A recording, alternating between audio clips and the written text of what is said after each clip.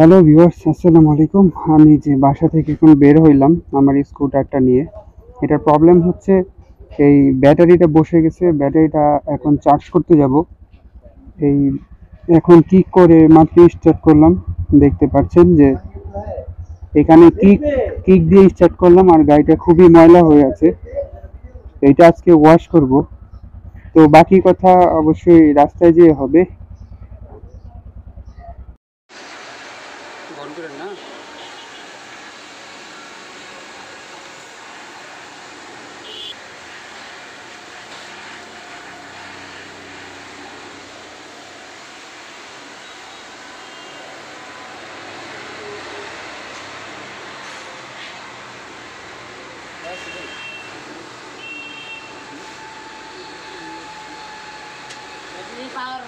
Battery আয়ু শেষ। Battery আয়ু শেষ, আয়ু শেষ। পাল্টালাম। পাল্লাইতে সময় আছে, পাল্লা দিলি ভালো আমার হিসাবে। চলবো না এমনি? এটা কি মিটার উঠে নাকি? এটা 12 পয়েন্টের উঠে দেখাইব। ব্যাটারি গেছে